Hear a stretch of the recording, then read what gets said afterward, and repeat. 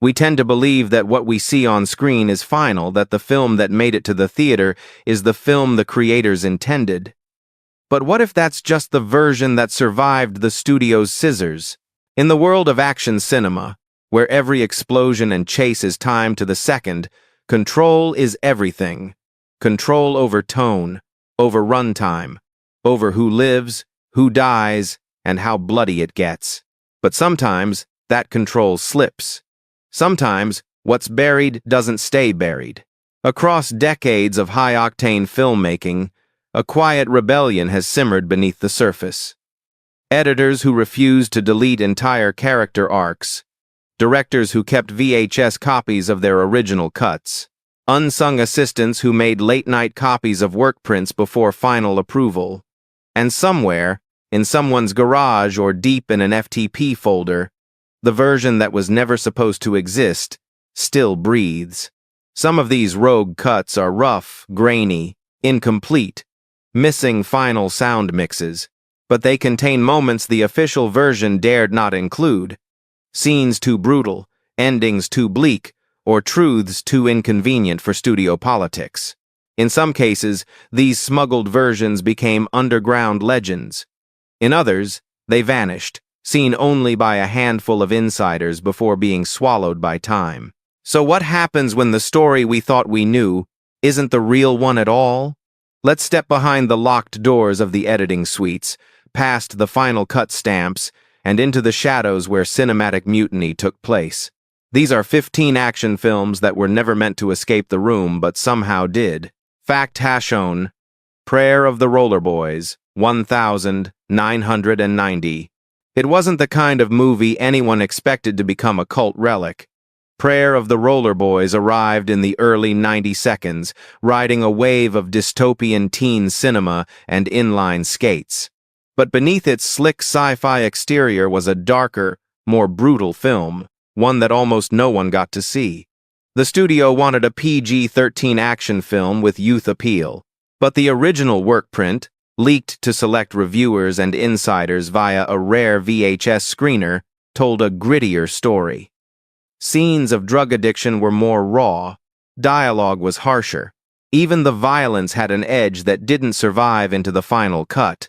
Director Rick King reportedly clashed with producers over the tone, arguing that the story wasn't about futuristic fashion, but about youth radicalization and systemic decay. According to insiders, the studio chopped nearly 10 minutes from the original runtime, softening or outright removing key plot points. Yet somehow, that early screener lived on. Passed hand to hand in fan circles, it became an underground object of fascination.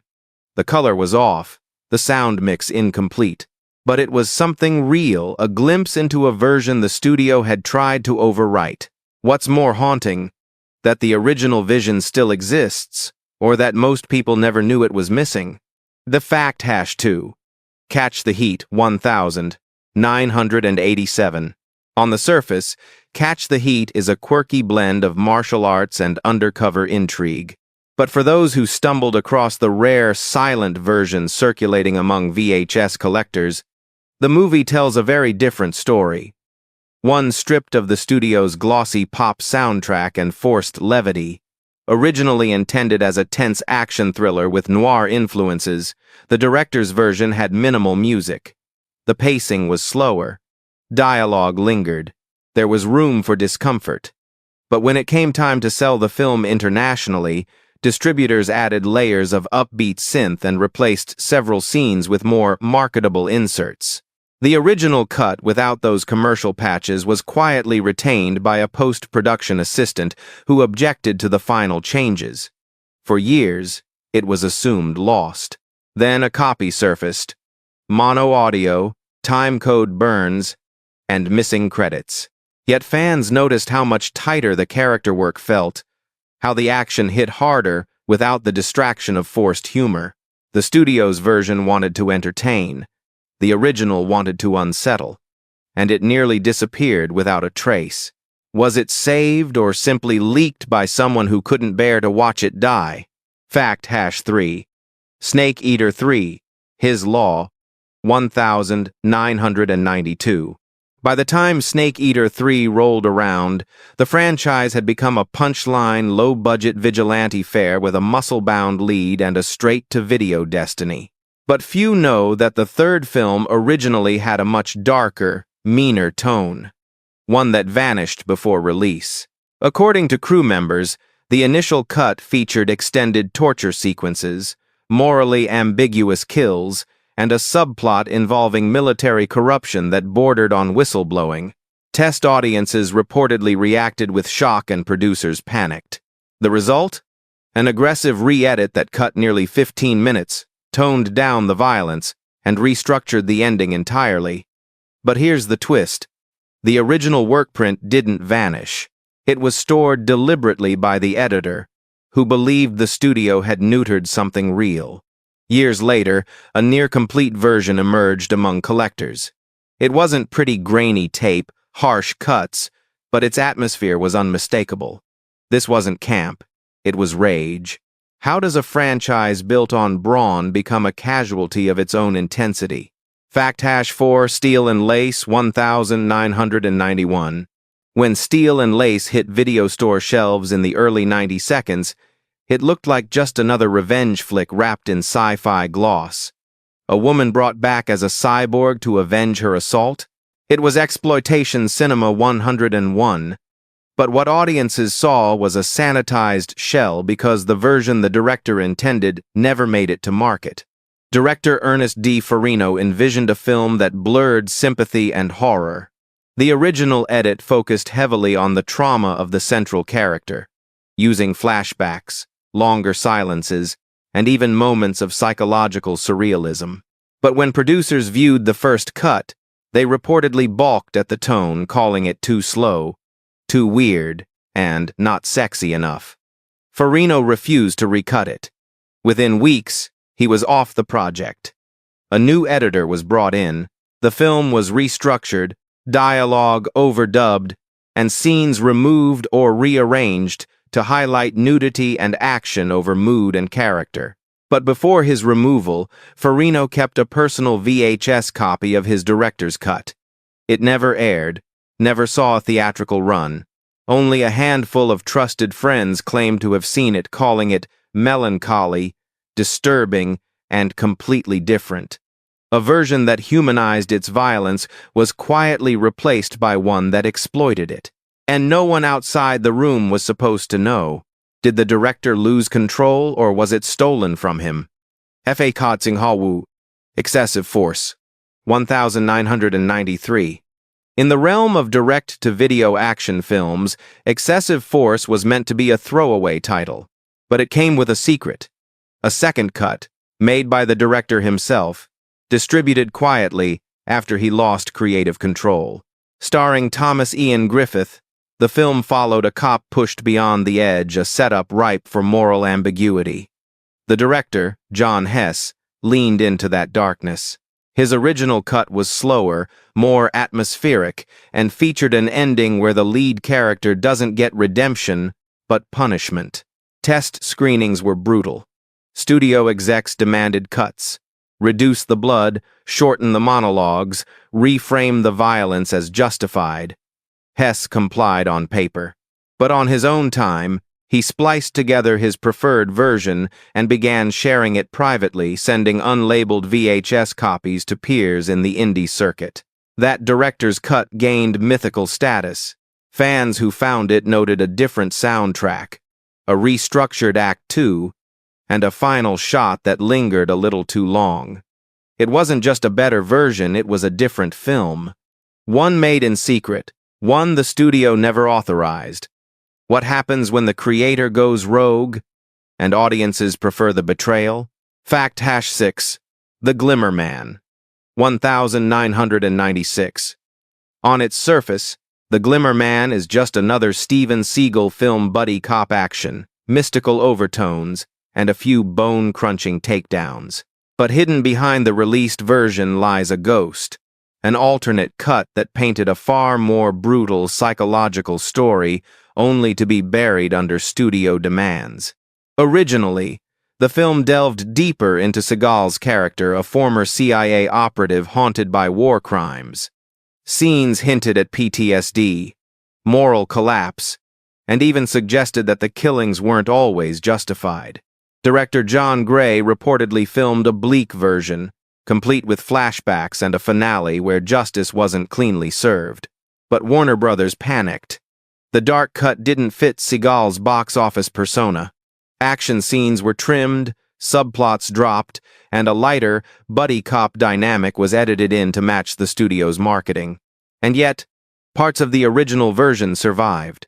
A leaked workprint never officially confirmed contained extended scenes of violence and alternate dialogue that reframed entire relationships. It circulated quietly among collectors, hinting at a version of The Glimmer Man that was less about action and more about consequences.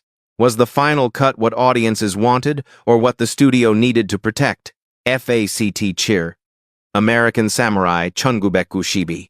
At first glance, American Samurai was just another post-blood sport martial arts clone blood, sweat, and slow-motion sword fights.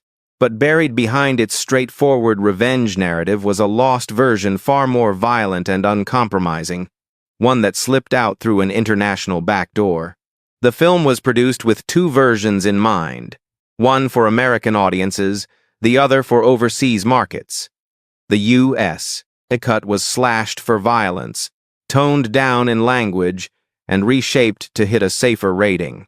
But the international cut, particularly the one aired on certain Japanese cable networks, featured longer fight scenes, more graphic deaths, and a subplot involving human trafficking that was removed entirely for domestic release. The curious part? The uncut version wasn't just longer, it made more sense. Motivations were clearer. Character arcs had weight, and the brutality, though uncomfortable, served a thematic purpose. A rogue technician reportedly archived both versions and distributed the uncut one under the radar to martial arts collectors. To this day, some fans only discovered American Samurai's full narrative by watching grainy NTSC tapes with burned-in subtitles. Two versions of the same film, one that obeyed the rules, one that didn't. Which one should be considered canon? FACT 9号吧 No Contest 1995. On paper, No Contest was a die-hard clone with a beauty pageant twist, a former Miss Universe fending off terrorists. But under the camp was a cut of the film that took itself seriously, maybe too seriously for the producer's taste. Directed by Paul Lynch, the original edit leaned into the psychological breakdown of the hostages, the sociopathy of the villains, and the deeply flawed backstory of the protagonist.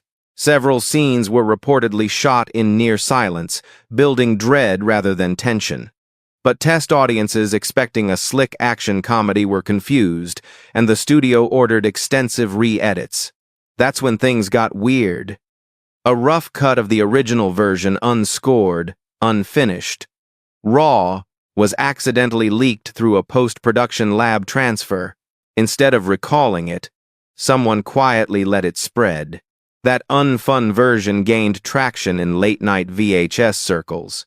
Viewers who saw it described a completely different film, one where trauma wasn't brushed off, where gunshots echoed, and where even the win felt hollow. What if the parody wasn't a joke, but a buried scream? FACT 9号 I come in peace a. KA Dark Angel 1990. Dolph Lundgren's cult sci-fi actioner I Come in Peace is beloved for its absurdity, alien drug dealers, exploding discs, and deadpan one-liners. But the film we know almost wasn't the film that got made. The original title, Dark Angel, came with a darker, slower, more ominous tone. According to crew interviews, the first cut played more like a techno-noir thriller than a sci-fi shootout. The alien wasn't campy, but terrifying, its motives ambiguous, its actions more predatory than cartoonish. When the studio saw the footage, they panicked. They wanted Predator-style mayhem, not atmospheric dread. The result was a hasty recut, a changed title, and a rebranding that turned mood into spectacle. But somewhere along the chain, a reel of the Dark Angel cut was never returned. Rumors say a colorist in the editing bay kept a copy for reference and quietly dubbed it for himself. That version was reportedly screened once at a private genre convention in Germany before disappearing again. Did we trade horror for popcorn without ever being asked? FAC Ding Jinghao Yiling Deadly Prey 1987. Deadly Prey is the kind of film most people discover by accident: over-the-top action, absurd one-liners, and a hero who fights in denim shorts. But beneath its cult B-movie charm lies an even stranger story. A version that was never supposed to be seen, yet somehow slipped into circulation. According to insiders, the original cut of Deadly Prey was darker, slower, and borderline nihilistic. The violence wasn't played for shock, it was relentless. Scenes of torture, extended cat-and-mouse chases, and a subplot about military experiments were all part of a rough early edit. But distributor concerns about tone and marketability led to severe cuts and a total reframing of the protagonist. What's remarkable is how the darker cut didn't vanish. A dub from the editing suite, complete with visible time codes and unfinished sound, was borrowed by a junior editor for portfolio purposes. That tape was later copied and passed along by accident, eventually surfacing at a bootleg convention in early 2000s Los Angeles. Fans who've seen both versions describe them as night and day. One plays like absurdist pulp, the other feels like war trauma disguised as exploitation.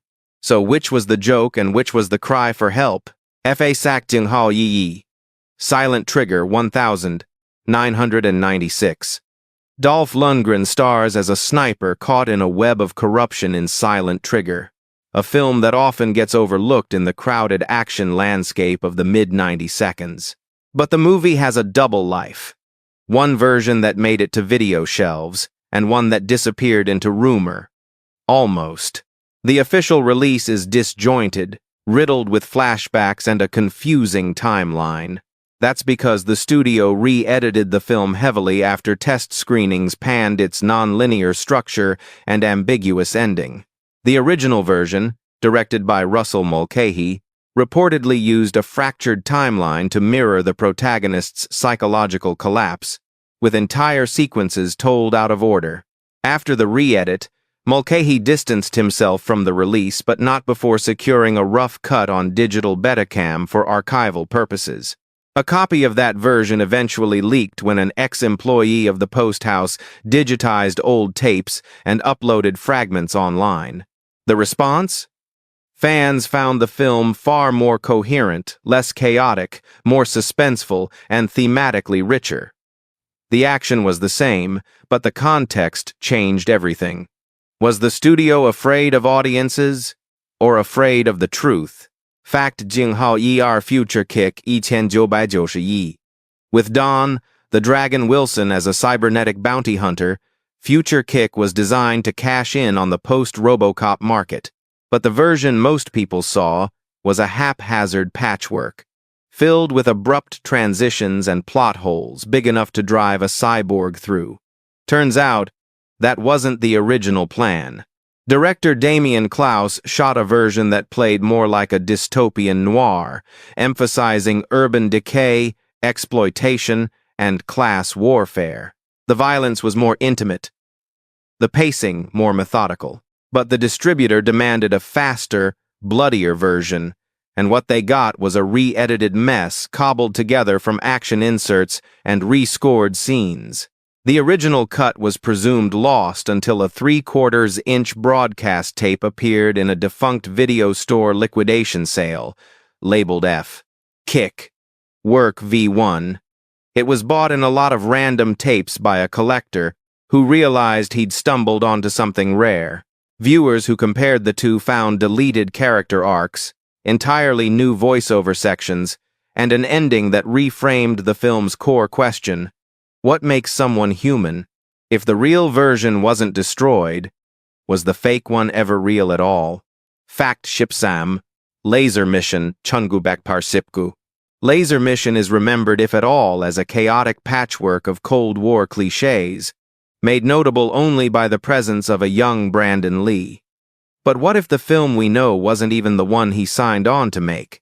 Early production notes and leaked call sheets suggest that the original script for Laser Mission leaned heavily into espionage drama, with fewer jokes and a more grounded tone.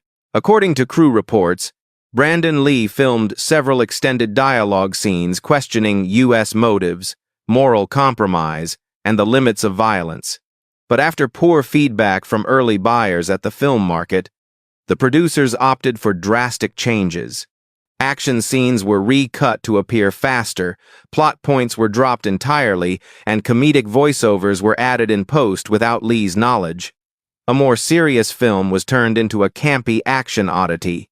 Years later, a German distributor mistakenly aired a cut missing these voiceovers closer to the original tone, though still incomplete. Fans noticed immediately. Brandon Lee's performance felt subtler, more tragic. The pacing shifted. The stakes actually mattered. A cheap tape, a fluke broadcast, a glimpse of a better film. How many of Lee's real choices were edited out before the world ever saw them? Most have never heard of Savage Justice, a revenge tale shot in the Philippines, released direct-to-video, and mostly forgotten. But within niche circles, it's infamous not for what it is, but for what it was supposed to be. The director, Joey Romero, reportedly shot two versions, one intended for Asian distribution and one for American markets.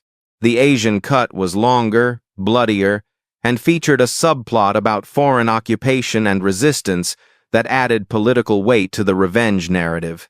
But when U.S. distributors saw the footage, they demanded the politics be stripped.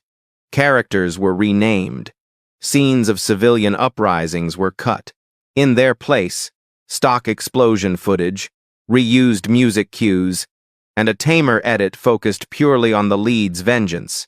The original cut was assumed lost until a battered Betamax tape surfaced at a flea market in Cebu. It bore the original title in Tagalog and featured missing scenes never dubbed in English. Suddenly, the film wasn't just about revenge, it was about imperial trauma, and the hero wasn't a lone wolf, but part of something larger, angrier, and far less marketable. Who decides which stories get told and which get erased? Fact on 5. Men of War 1994. Dolph Lundgren returns once again, this time in Men of War, a surprisingly thoughtful action film about mercenaries confronting the ethics of violence. But even this film wasn't spared from studio interference. Written by Oscar nominee John Sayles, the original cut was reportedly character-driven and meditative, with long scenes of moral debate, cultural tension, and existential doubt. But New Image, known for quick-sell action flicks, demanded something more commercial. Several scenes were cut. Others were overdubbed to add quips and remove ambiguity. Director Perry Lang was devastated, but someone on the sound mixing team wasn't. That person kept a backup of the pre-dubbed audio reels and spliced together a rough reconstruction of the original film using early test footage and ADR tracks. That version circulated quietly in academic circles, studying Sales's work, with viewers calling it a war film disguised as genre pulp. It wasn't perfect, but it was powerful. Two versions. One full of noise. One full of silence. Which one told the truth? Bonus fact: The Order, 2001. This one didn't make the top 15, but it might just be the strangest of all. The Order, starring Jean-Claude Van Damme, was dismissed as a messy, globe-trotting thriller that couldn't decide what it wanted to be.